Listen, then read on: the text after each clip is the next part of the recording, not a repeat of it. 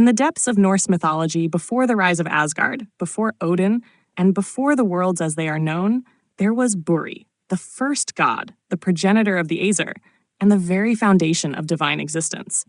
His origins are as mysterious as the cosmos itself, a figure both ancient and powerful, whose very existence shaped the fate of the gods and the universe they ruled. Búri's tale begins in the void of Ginnungagap, the great primordial chasm that existed before time itself. From the frozen realm of Niflheim and the fiery expanse of Muspelheim, the elements clashed, creating the first forms of life.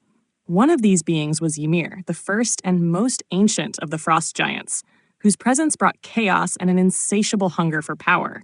But Ymir was not alone in this void. The great cosmic cow, Audumbla, emerged alongside him, sustaining herself by licking the salty ice of Niflheim. As she licked away at the frost, something extraordinary happened. Hidden within the ice was the form of Búri, gradually revealed as she continued to carve him from the frozen prison that had bound him since the dawn of creation. Unlike Ymir, who spawned the brutal race of giants from his own flesh, Búri was different. He was divine, strong, and radiant with the potential of the gods yet to come.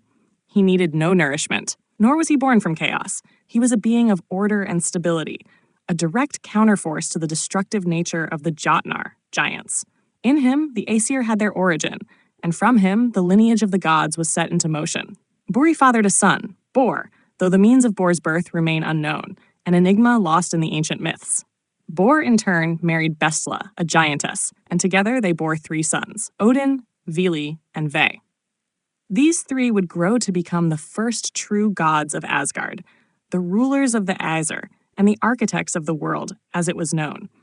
With their combined might, Odin and his brothers waged war against Ymir and his chaotic progeny, slaying the ancient giant and using his body to craft the cosmos. From his flesh, they made the earth, from his blood, the seas, from his bones, the mountains, and from his skull, the sky itself. This act of creation was the defining moment that set the gods apart from the giants, establishing order over the raw chaos of existence. Though Búri himself does not take a direct role in the later myths, his significance cannot be understated. Without him, there would be no Odin, no Thor, no Asgard, and no divine forces to shape the fate of the cosmos. He is the origin of all that the Aesir stand for. The silent ancestor whose existence made the golden halls of the gods possible. His tale, though brief, represents one of the most profound aspects of Norse mythology, the concept of divine emergence from the depths of the unknown.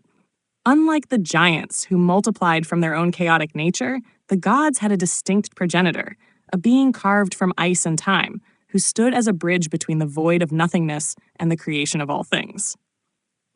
Despite his pivotal role in the birth of the gods, Búri is often overlooked in modern retellings of Norse myths.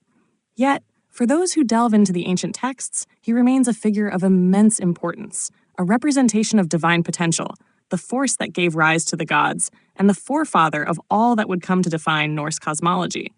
His legacy lives on in Odin, the Allfather, whose wisdom and power shaped the 9 realms. It lives on in the struggles of the gods against the forces of chaos, and in the eternal battle between order and destruction. Though his presence is rarely spoken of in the sagas, the mere fact of his existence set the course of fate itself, making him one of the most crucial figures in the grand tapestry of Norse mythology. Búri is not just a forgotten ancestor. He is the first step in the journey of the gods, the silent force behind the creation of the world, Hera, and the foundation upon which all myths of the Aesir rest. His name may not be spoken as often as Odin's, but without him, there would be no gods, no Midgard, and no saga of the North to be told.